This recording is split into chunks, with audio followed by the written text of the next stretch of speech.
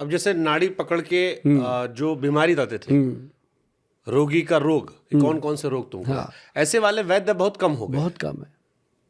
और ये कम क्यों हो गए? ये क्योंकि इस पे तो सब पता लग जाता था कि ये बीमारी है, फलाना फलाना। वो जो हमारा यूथ है ना जी, अब उसका इंटरेस्ट उन वैद्यों की तरफ कम हो गया, क्योंकि वैद्य जो थे वो धोती पहन के नीचे ज़मीन पे बैठते थे सब। अब मॉडर्न थोड़ा हो गया, तो अब वैद्य भी कोट पैंट में आ गए हैं, टाई लगा दी उन्होंने भी कि भाई कुछ तो करना पड़ेगा अगर चेंज करना है तो। दवाइयों की शीशियों को भी उन्होंने प्रॉपर लुक दे दिया। पहले तो दवाई भी ऐसे होती थी, गोलियां बनाई, पुड़िया बनाई, ऐसे हाँ, दे वो दी। कुछ पुराने ब्रांड्स को हमने देखा भी आजकल, बड़ा रिक्रिएट किया गया है, रिक्रिएट और ऐड भी विराट कोहली से करवाया हाँ, तो जैसा देश वैसा भेष, करना भी पड़ा।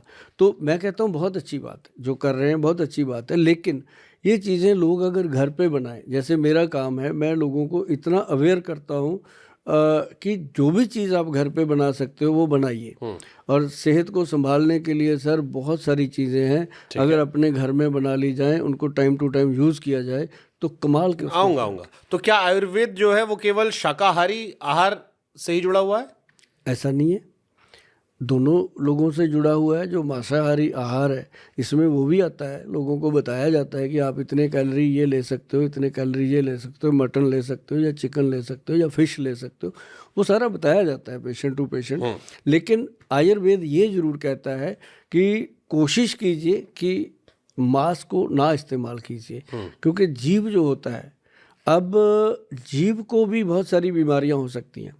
उसको कोई भी ऐसा पैरामीटर नहीं है कि जो आप मान लीजिए मटन है, मान लीजिए बकरा है, तो उसको क्या प्रॉब्लम है, क्योंकि बॉडी तो बॉडी है, बात पित्त कफ का वो उसका भी शरीर है, तो उसके अंदर क्या बीमारी चल रही है कोई लैब टेस्ट नहीं है। उसको काटते हैं, बना देते हैं, उसके बाद उसको कितना मर्जी पका लीजिए, जो वायरस है वो जाएगा नहीं। ऐसे ही जो चिकन है, मुर्गे हैं, उनको भी आप जब काट लेते हो तो उसके अंदर क्या रोग चल रहा था वो इंसान के अंदर जा रहे हैं, और उसकी भरपाई हम सब कर रहे हैं। आप डेली देखिए, किसी भी बड़े हॉस्पिटल में चले जाइए, किसी का पेट ऐसे निकला पड़ा है, किसी का कुछ हो रखा है, तो वो सारी चीज़ें लीवर को बर्दाश्त करनी पड़ती हैं। ज़्यादातर अगर शाकाहारी रह कर के लोग जिएँ और फल सब्जियां, दालें और सैलड वगैरह ये अच्छे तरीके से लिया जाए तो बहुत अच्छी गट हेल्थ रहती है। ठीक है, मैं एक दो क्वेश्चन आयुर्वेद पे जाऊंगा, फिर मैं स्पेसिफिक आऊंगा जी। आयुर्वेद में बीमारियां कैसे डिफाइन की जाती हैं? आयुर्वेद में बहुत ज़्यादा आजकल तो सिम्टोमेटिक भी काफ़ी चीज़ें ली जाती हैं, पेशेंट से डिस्कस करके उसके सिम्टम के आधार पर ट्रीटमेंट होते हैं। लेकिन ज़्यादातर जो हमारे वैद्य हैं वो हमारे पास, मैं आपको बताऊं कि पूरे देश में 5-6 वैद्य हैं जो नाड़ी वैद्य हैं। उसमें एक वैद्य हैं जो डॉक्टर अनिल कुमार जी हमारे साथ काम करते हैं, और 1994 से वो मेरे साथ हैं, और वो पल्स देख करके पेशेंट को सारी चीज़ बताते हैं और बहुत अच्छा उनका है। और लेकिन वो संत टाइप हैं, उनका ये है कि वो गुरुद्वारा साहब में ही बैठते हैं, वहीं देखते हैं मरीजों को, कोई पैसा नहीं, कोई फीस नहीं लेते। तो वो लेकिन उसका डायग्नोज ऐसा करते हैं कि वो फिर कहीं भी लैब में चला जाए उससे बेहतर डायग्नोज उसको नहीं मिल सकता, वो इतना बता देते हैं। तो नाड़ी वैद्य भी देखते हैं। बाकी जो आजकल जो जनरेशन है, जैसे कई लोग कहते हैं जी हम सोने की भस्म डाल देंगे, हम ये डाल देंगे, वो एक मतलब उसमें क्या होता है कि वो नॉन साइंटिफिक ट्रीटमेंट होते हैं। उसमें जा कर के कई लोगों को अच्छा लगता है, कईयों को नुकसान भी होते हैं। ठीक है, आयुर्वेद के बारे में सबसे बड़ा मिथ क्या है?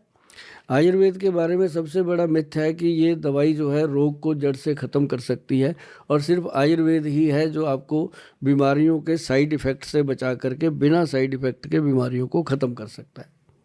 ये मिथ है? ये मिथ है। मतलब साइड इफेक्ट होते हैं आयुर्वेद में भी? आयुर्वेद में बिल्कुल साइड इफ़ेक्ट नहीं होते। तो मिथ क्या है फिर? मिथ यही है कि ये बिना साइड इफ़ेक्ट के, अच्छा, कोई भी साइड, जैसे एलोपैथी के साइड इफ़ेक्ट है, हाँ। और औषधियाँ जो लेते हैं लोग, कई नेचुरोपैथी में भी साइड इफ़ेक्ट हो जाते हैं, किसी का नीमा हो गया, कुछ गलत हो गया। ये ताकत है इसकी? ये आयुर्वेद जो है ये इसको कहते हैं आयु का वेद। ये आयु को स्वस्थ रखने के, जैसे 100 साल तक अगर कोई जीना चाहता है तो उसको आयुर्वेद ही ऐसा सिस्टम है कि जो उसको तंदुरुस्त जीवन दे सकता है, मतलब स्वस्थ जीवन दे सकता है। और इसका कोई साइड इफेक्ट, हर बेहड़ा आमला क्या साइड इफेक्ट करेगा। काली हल्दी, पीली हल्दी, अम्बा हल्दी, दारू हल्दी, ये क्या साइड इफ़ेक्ट करेंगी? ये जो चीज़ें हैं जैसे काला गोंद है, जटामांसी है, ब्रह्मी बूटी है, शंख पुष्पी है, क्या साइड इफ़ेक्ट करेंगी? साइड इफ़ेक्ट वहाँ होता है जब वैद्य से कोई गलती हो जाए, कोई भस्म बनाते हुए भस्म कच्ची रह जाए और वो मरीज़ को दे दे, तो उससे कोई ना कोई साइड इफ़ेक्ट ज़रूर होता है। और इसके लिए हमारी हम जो काम कर रहे हैं इसमें बिल्कुल हम कोई भस्म मेटल यूज़ ही नहीं करते, टोटल हर्ब्स को यूज़ किया जाता है।